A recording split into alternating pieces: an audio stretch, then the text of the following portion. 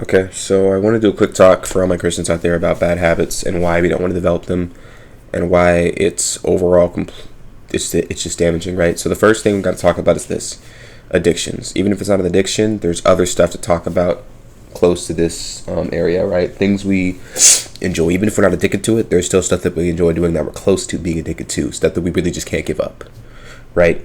Like for some, it's obviously video games. For some, it's porn. For some, it's a bunch of other things. It doesn't really matter. But the point is, these are things we can't give up, or we can give up, but it's really hard for us to do without returning to it, right? So, why are these things bad? These things are bad because these are what we use. These are our worldly habits, right? And our worldly habits obviously don't give us any gain. They actually take away from our relationship with God. And that's the last thing we want, right? Because if we have a bad relationship with God, then that's ultimately not a good sign. And you know why that's not a good sign, right? Because the world doesn't fulfill you, only God will. That's what we know. So, that's my point I'm getting at.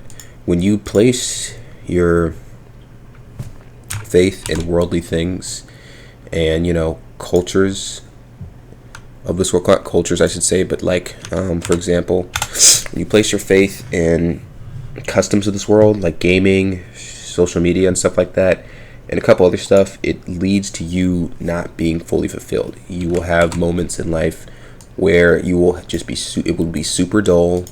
You'll sit there and question why you exist, and it'll just be a generally dull moment in your life, dull moments, dull time period, because like you'll be sitting there asking why I exist, why God put me on this earth. You'll feel like you have no purpose.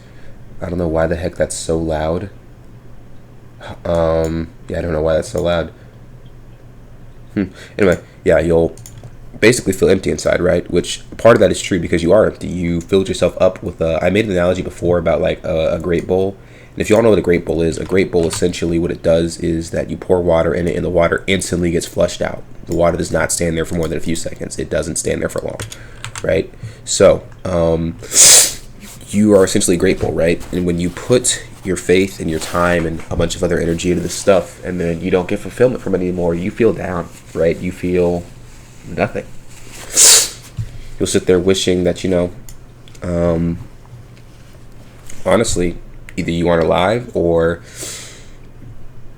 that you didn't believe in God. You'll have situations like that because you'll sit there questioning your purpose and wonder what's the point.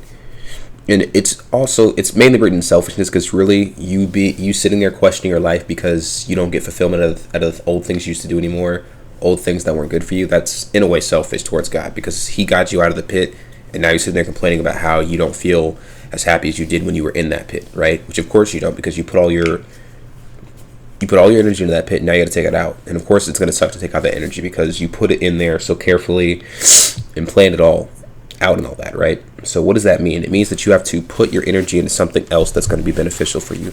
Put your energy into something that's going to be beneficial towards you and also be beneficial towards God. So what do I mean by that? What's one thing you can do to be beneficial towards God? Well, put your energy into doing better in school. That's one thing you can do. I know it sucks for somebody to hear. That's just how it is. God doesn't want someone who's not smart. He doesn't want an idiot. He wants someone who's smart. God called you to be smart and not to be an idiot, right? And I'm saying idiot because that's ultimately what it comes down to. You're not someone who's just not as smart. You are smart. You're just being an idiot and not choosing to be smarter, which is what it comes down to. And whether that's you choosing to not apply yourself in school or apply yourself in something else, right? The gym, learning a language, getting more social skills, doing the best you can at your job, right? It's going to suck the first few weeks, maybe the first few months, maybe the first year, because you're still stuck in that rut of being used to the things you used to do when you were, when you were stuck in your worldly self. And I'll be the first to tell you it does suck. I'm not going to sit here and tell you it's easy. If I was, I'd be lying. And if anyone tells you it's easy, they're lying. If anyone tries to make it seem easy, they're lying. You see a lot of people on Instagram, TikTok, really just any social media platform who are Christian, and they'll always be smiling and having something happy to say. And, it's not that I'm upset at that. It's just that I'm going to be honest with you. Two things. One, they probably have more joy than I do, which is fine. I don't really care too much about that. But two, they're trying to do that because no one wants to watch a video of someone being super depressed talking about God, because that doesn't motivate them. That makes them feel, just as depressed as they felt the first time or the beginning of the day. Right? But anyway, getting past all that. Like I said, understand that when you put your faith and your time and your energy into worldly customs, and then, you get rid of them, of course it's going to suck. If you spend all your time scrolling on Instagram and getting satisfied and getting dopamine from whatever the heck you saw on Instagram, and now you're not doing that anymore, of course you're going to sit there and like ponder on why life is like this and why God has a purpose for you and why he keeps on waking you up only to have you just sit there and do nothing, right? Which he didn't wake up and sit there and do nothing. He woke you up so that, you could do something, but you're choosing not to. And it's hard to admit that that's a conscious decision. You're choosing not to do anything, but that's what it is at the end of the day, right? It's almost never the case that you're choosing that you don't have a choice. You usually always have a choice. But I'll stop ranting. This video doesn't need to be a long video. It was really just need to be a short video. So I'll be praying for you guys out there. Understand God has a purpose for you. You need to work to find it. God doesn't give anything to people who don't work for it. It's really just not how the world works. Even people who don't believe in God work for the stuff they have. So like I said, my advice to you guys is to work for something in life, and that's where you get fulfillment from. And make sure that it follows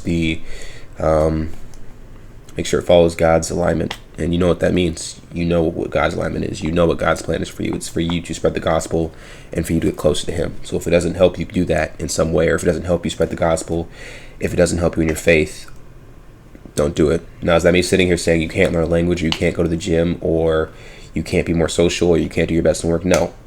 At the same time that you're increasing your faith, you want to represent Jesus correctly. And that's something that'll happen if you properly demonstrate your faith, because Jesus was the best at what he did in everything. So you need to be the best at what you do in everything, right? So make sure you're doing the best you can in your life. Make sure you're applying yourself every chance you get, even if you're tired, because Jesus was tired. Jesus was more than tired. He was exhausted.